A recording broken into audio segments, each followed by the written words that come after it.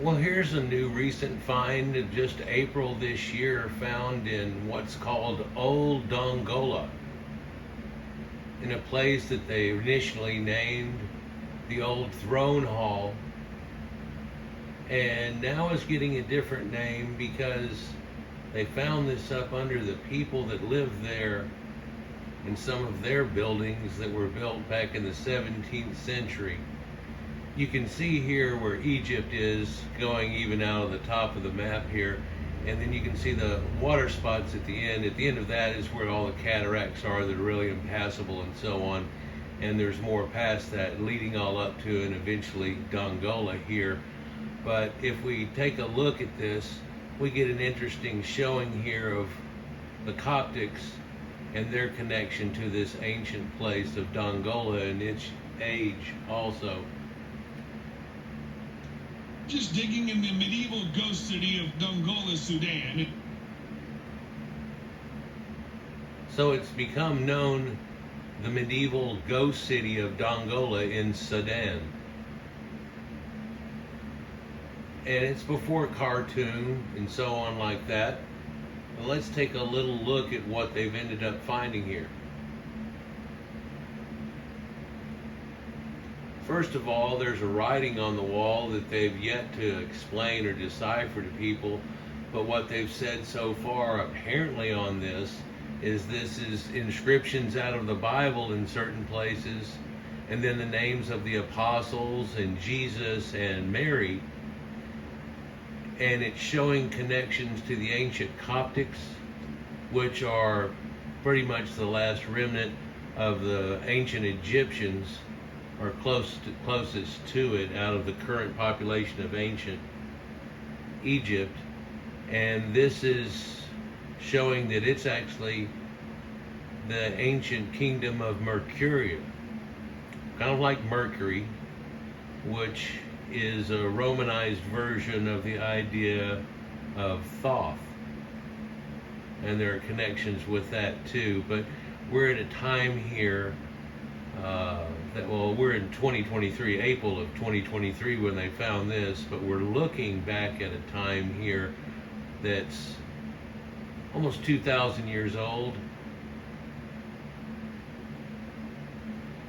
So let's take a look around a little bit. They don't show too much footage just yet off of it, but there are descriptions which I'll give to you here that go along with some of the pictures.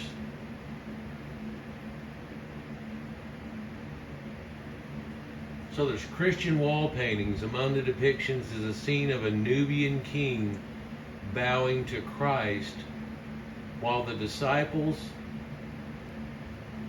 with what's said to be the Archangel Michael, looking overhead. We'll get a little look at that. So here's a depiction of all the disciples that are shown here. And they're extremely pale, but not just the color of the wall here. They've apparently developed a special color to show this slightly tanned look of the people of Christ here. Where the one on the left, which is just out of shot here, appears to have a blondish hair and beard. The next one, which is the one that you see on your left here, is actually a man with darker hair but a red beard, which happens sometime, I guess. The next person looks like he has either blonde or gray hair. I'm going to go with elder and gray. They're showing his eyes a little bit. Yeah, okay. The next person is shown with brown hair, but with a dark beard. And just like the red beard, that happens sometimes.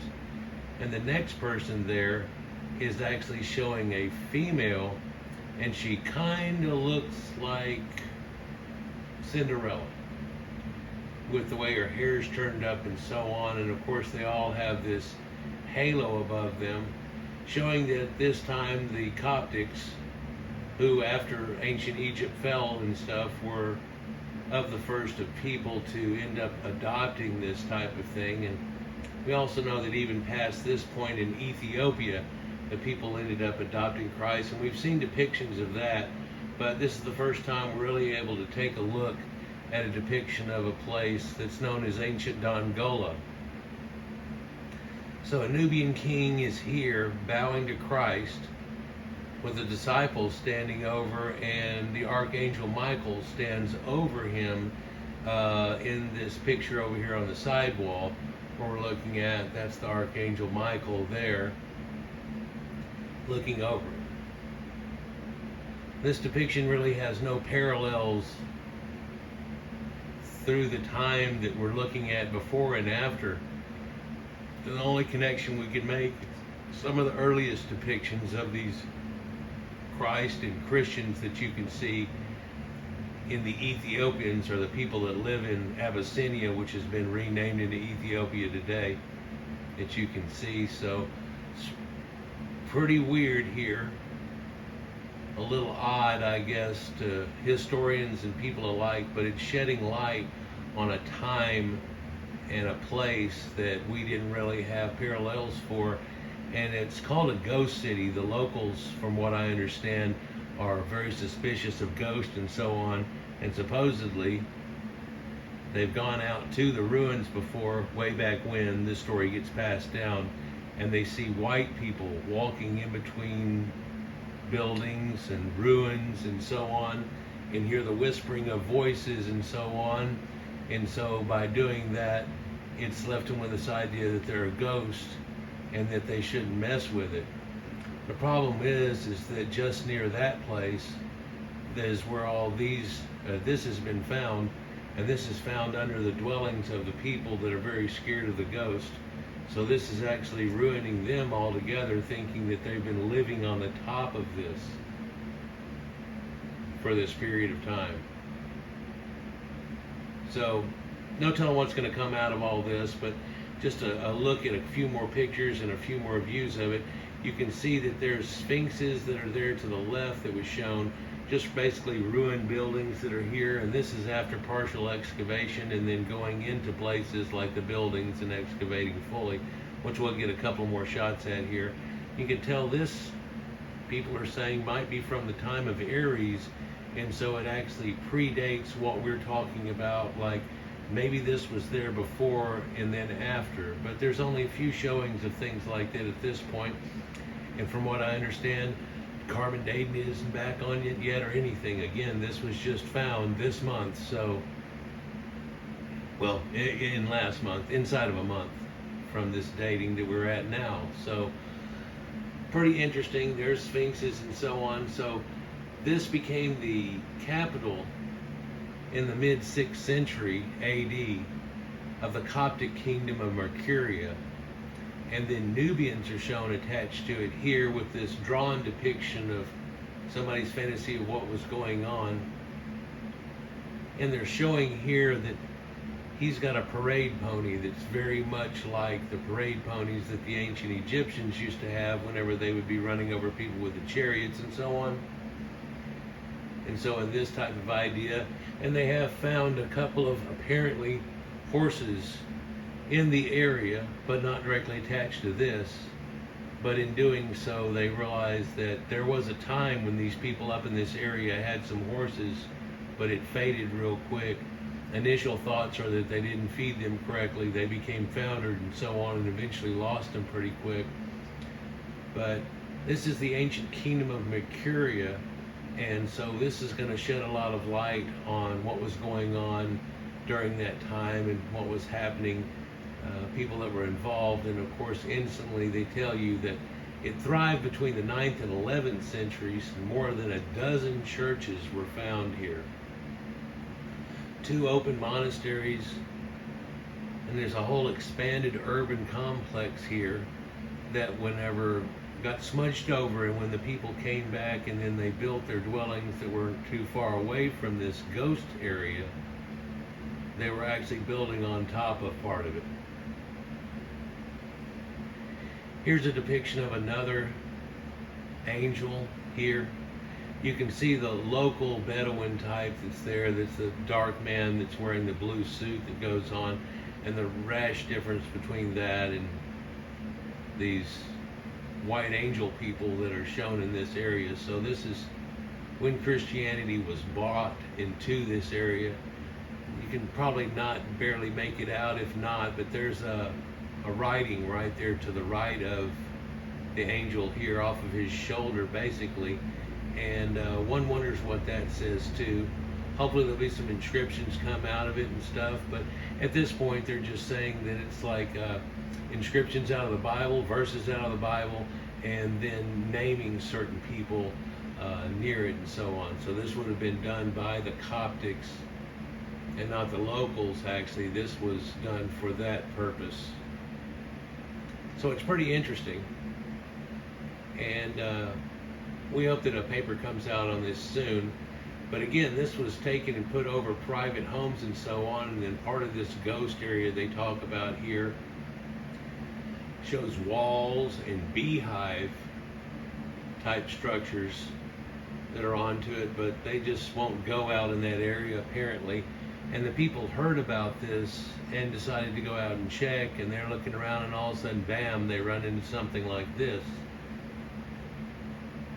So some of this part is owed to and up to the point of the Funge period of the 17th century AD.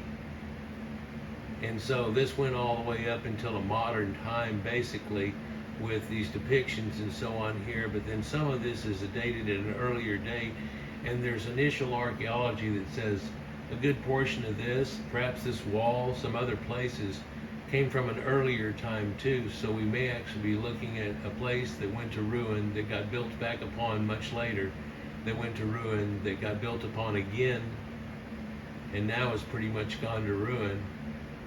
And the locals are on top of the graveyard, if you will.